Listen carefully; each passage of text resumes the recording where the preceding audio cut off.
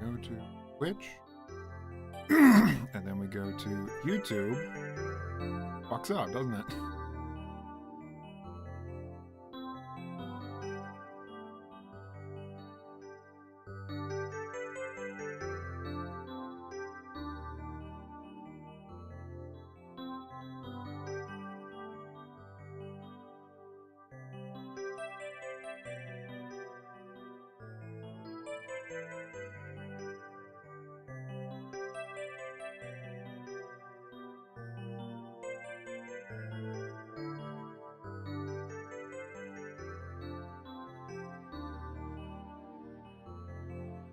I don't know. It's working fine. I don't care. All right. All right.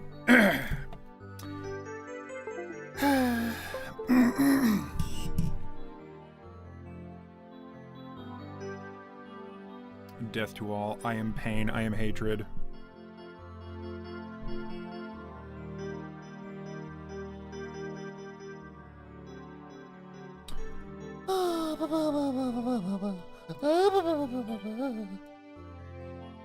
That I'd put it in the announcements. So going. Bagoo. I should probably find a picture, shouldn't I? This one's pretty good.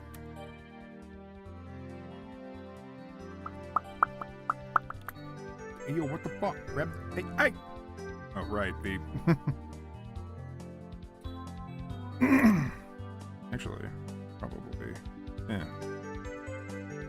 That way, the whole image is white.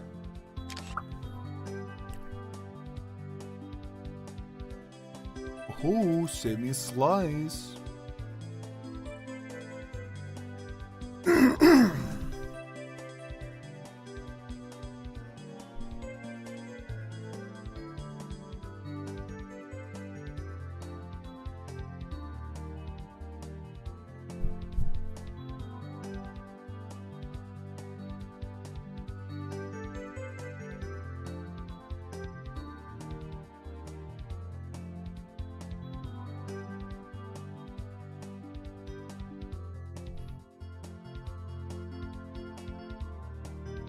Yeah, I'm still learning about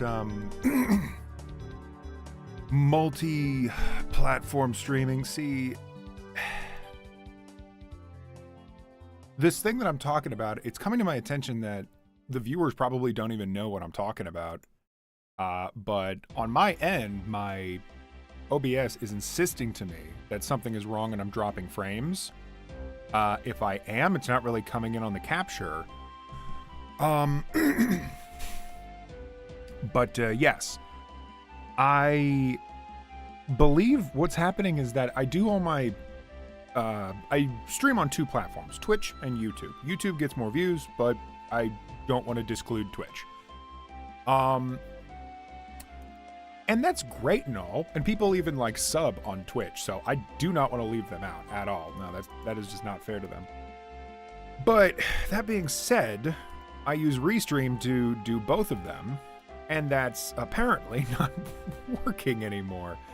Apparently restreaming, using Restream to be on YouTube and Twitch is making me drop frames or something?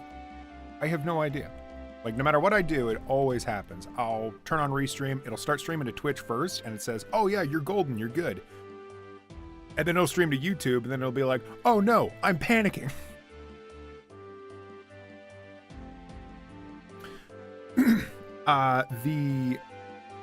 And when I stream just to YouTube, because maybe YouTube is the problem, no, it's totally fine if I just stream to YouTube. So I don't fucking know. It's something to do with Restream. There's other ways to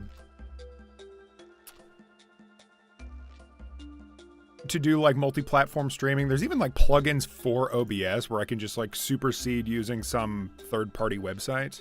And that may be what I end up doing. Because that sounds a lot more reliable. But for now, I'm like, look, man, I just want to stream. I just want to stream in the morning while I'm working, all right?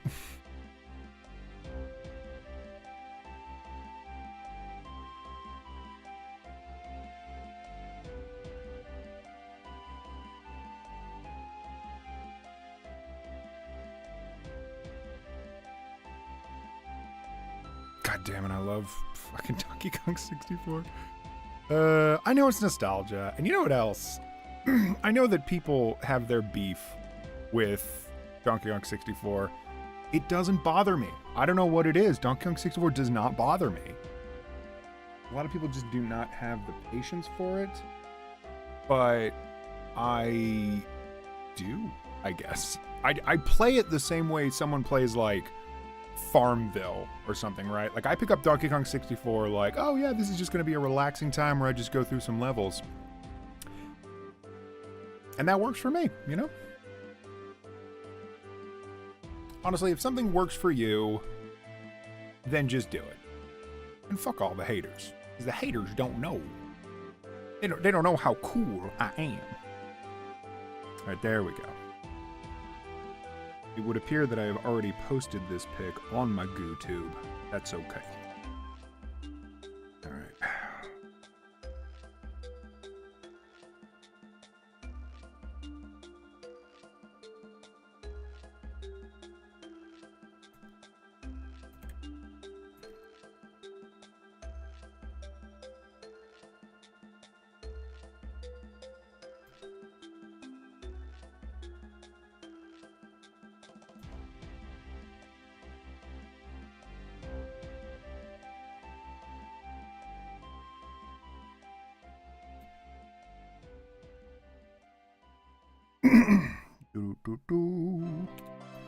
Then we take white, we do it in there.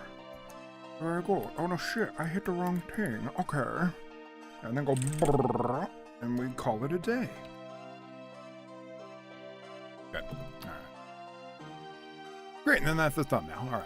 If anybody's ever curious, that's how I do thumbnails. Is I make it in 1 second, and I'm like, great, it's perfect, upload it. Hi there, Imagination Persona. Hi, Orful. Good to see you again.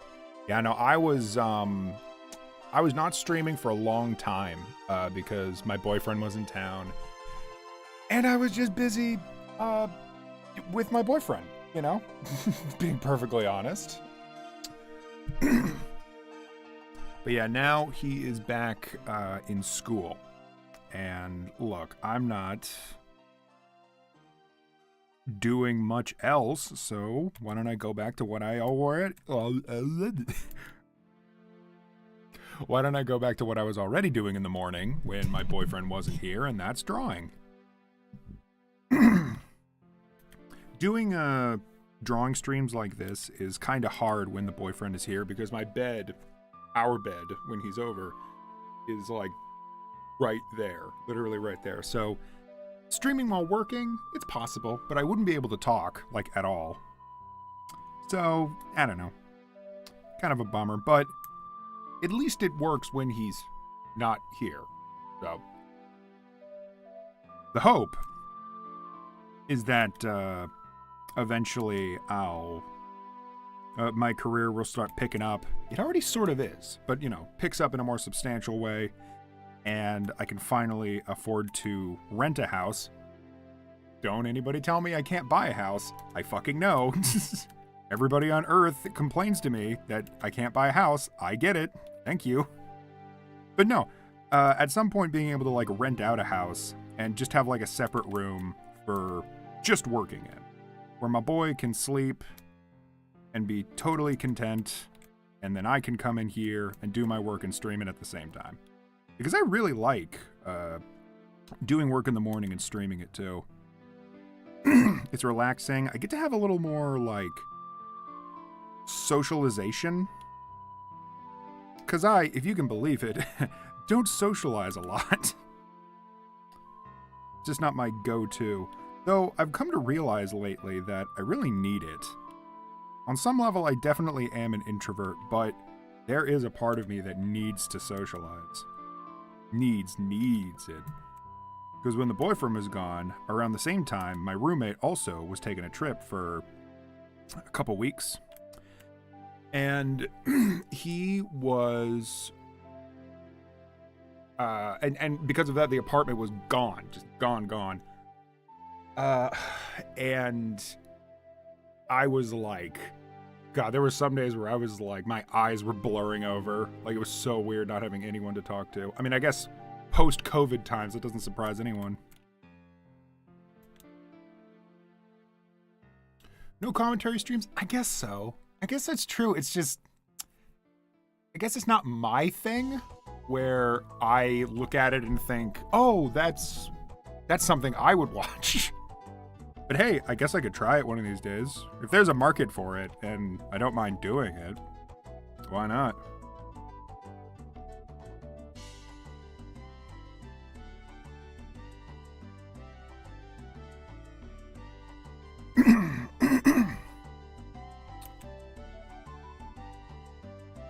Mostly ups? Ooh, I like me some mostly ups. Yeah, some things have really been picking up in my neck of the woods. I'm snagging a part-time job, which is great, and looking at the hours, it's not really too bad. I used to work a job where the hours were ridiculous, and also just the job itself was, it was sort of like a glorified warehouse job, where I was constantly trying to claw my way into a graphic design position, but after a while of pecking and prodding and really trying to get my ass in there, with my coworkers being really supportive, it just became clear that the boss did not think of me as a graphic designer. He just thought of me as like a warehouse grunt. And I was like, wow, man. And then he threw my ass back in the warehouse. And that sucks, but I'm gonna say this. Being rejected like that is what propelled me into wanting to double down on my art, which eventually led to me working on a professional comic. So, yeah. And I'm almost done with that professional comic, so that's awesome. And honestly, I'd rather be making a comic than working as a graphic designer. I like both positions, but comics are just cooler. And I'm given a lot more like artistic freedom. Whereas like graphic design is more of like a job where you sit down and you're like editing text and stuff like that.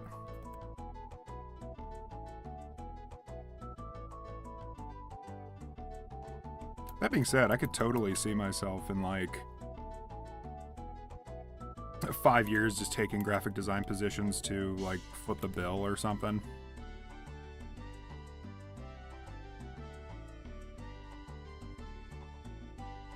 What is this? Oh, Mario Golf. That's why I don't know what it is. Yeah, see, like, I love the N64, right? Like, I was born in 1994. So, of course, I love the Nintendo 64. No, but, I was in, like, the prime age to be super into Pokemon and, the Nintendo 64 and even the GameCube. Like, I was lucky enough to hit, like, multiple generations of consoles and still consider them all, like, super nostalgic for me. I totally missed the Super Nintendo era, which made enjoying normal boots, if anyone remembers that, that made it a little bit harder for me to appreciate all of their love for the Super Nintendo. I always appreciated when they talked about GameCube and N64 games and all that stuff. That's where my nostalgia was at. But I was also a poor kid too. So poor as in like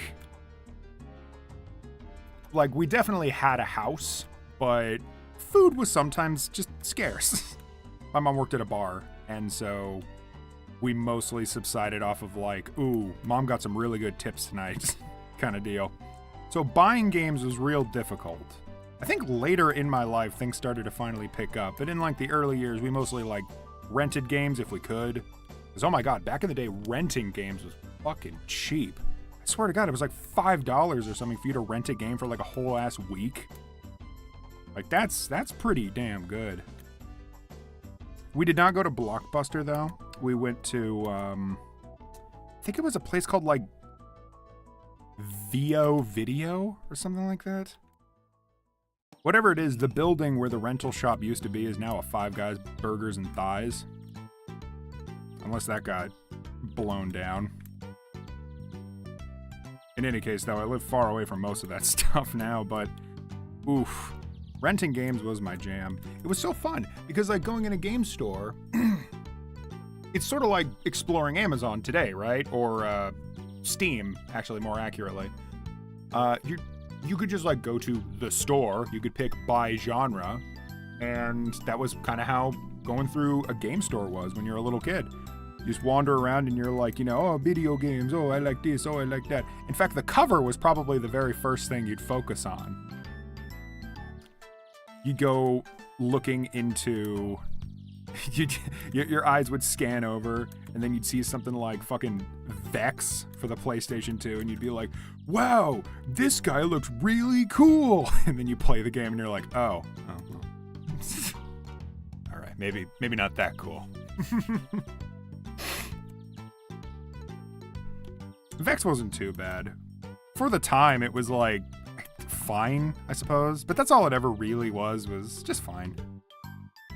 If anybody's ever seen the channel What Happened, there's a great history on the development of the game Vex. And if anyone remembers the game Vex, that'd be an interesting watch. It basically, to anyone that's, you know, only mildly interested, if you're familiar with the Jak and Daxter series, basically this studio was trying to develop a game that was eerily similar to Jak and Daxter. Seemingly by pure coincidence, it's not really clear one way or the other. And because one game was too similar to the other, they had to massively pivot away from what they were trying to make and make it into something else. And so they awkwardly stumbled into making Vex, this like edgelord fantasy game that was, again, honestly fine, but it just was not nearly as cool as other games at the time. Which is a shame, you know? When you're a kid and you're just like looking at covers in VO video, and that's all you have to go on, you don't get all that context. You don't get that, like, these guys wanted to make something so much more, but then got pushed away from artistic intent for the sake of marketability. It's a shame. It really is. It's the point where art dies and business takes over. And so I appreciate Vex in what they were trying to do, but it's not what came out. In my opinion, you can look at it however you want. I think even the developers don't even hate Vex necessarily. But when I look at something like Vex, I think of just the product of like business meddling and the desire to be noticed. Because it is business, but it is also like, yeah, people probably weren't going to give you the time of day if you just looked like Jak and Daxter. You gotta be unique, unfortunately.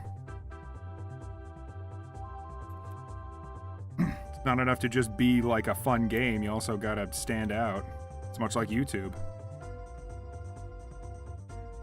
Can't just be cool. That being said, I'm pretty cool, and I haven't uploaded shit in like months, and yet my sub count it keeps going up. I'm like, what are you guys watching? I was lucky to play a fair variety of consoles. Ooh, original. I never got into original Xbox. I had friends that played the 360, and that was it. And I had a neighbor that had an original Xbox, and he had Grabbed by the Ghoulies and like a bunch of games that I wish I could have but never did. Barely had internet access till last for a few hours. Ooh. God, I would hate that personally. Only because I had pretty decent internet for most of my childhood. There was a time where for some reason the internet got hella shaky. I don't know what happened in my parents' house that fucked it up so bad, but yeah, that eventually was the case.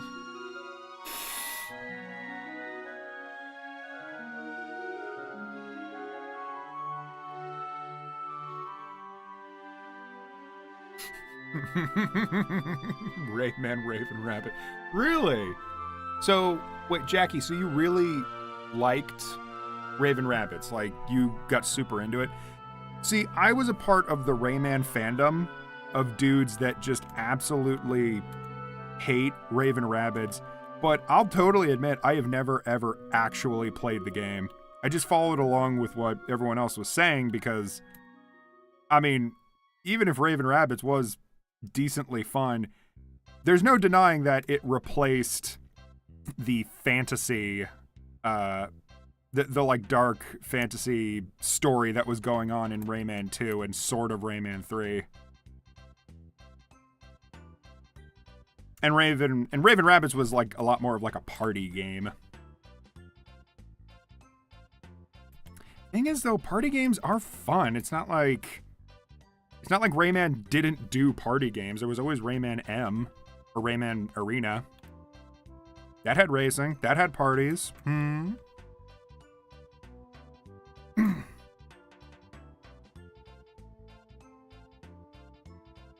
Also, for all the viewers and lurkers right now, how's the stream holding up? On my end, it looks fine. OBS insists to me that it's crap, but is like the quality fine? Is the audio fine? It's okay if it's like maybe a little blurred. I don't worry too much about like the video quality. It's not like I'm doing like an instructional video on how to draw hot titties or something like that. But is it like good enough for a stream? I usually don't get too hung up on visuals because a lot of dudes watch streams on their phone where the quality is already going to default to like 720p or 480. So with that in mind, I'm fine if I downscale it a bit for the sake of like better internet connection.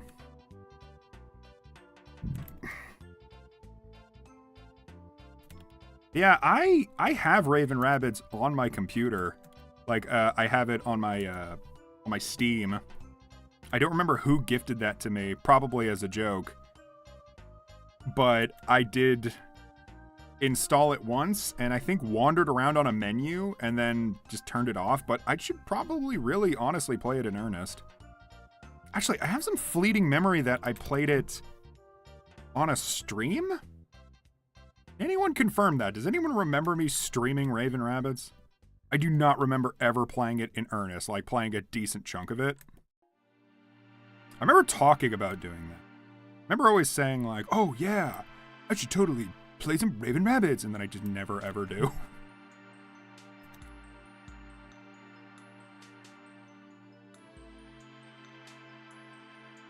Everyone got sick. Oh god. Okay, was it cool? God, that reminds me of when my entire family got what's called scabies. Anyone's ever heard of that?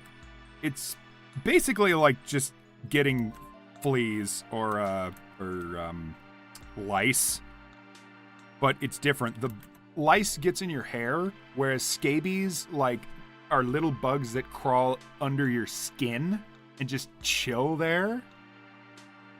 Started lagging as soon as I asked, motherfucker. God damn it. If this keeps up, I'll probably just switch to Twitch.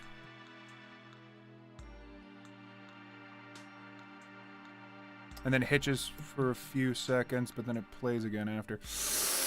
Oh, god damn. I may just switch to Twitch until I can figure out how to do multi-streaming. Because dudes pay for subs on Twitch. Like I have one person in particular, Nami, that is paying for a Twitch subscription that I provide. I was like, I don't want to leave them. I just know for a fact that most people don't watch me on Twitch. So it's like if I do it on Twitch, I know I'm not going to get a lot of viewers. Still though, I know it would definitely run better on Twitch. I don't know. Do you guys care either way? If I ran it on Twitch, it would run smooth as silk. Like right now it's at what? 4,000 bitrate. If I ran it on Twitch, it'd be at a solid 8,000. Is that fine? Is that better? You guys tell me, because I am so damn fickle. But it probably wouldn't really matter, because I'd still be advertising it on YouTube and everything.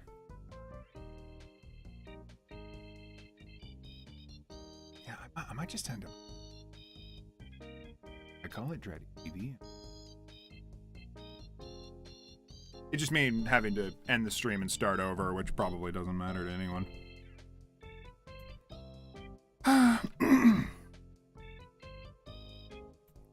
Look at this friggin' nerd, this absolute dorkazoid. This guy talks to like one girl and he's just like, oh my god. Now this is like an opening scene where this guy is being like tripped out and manipulated by a hot babe. But I have every intention of coming back to this scene later and having more of like an honest interaction between the two. I like this character. He doesn't actually get a lot of like earnest development in this scene. It's just...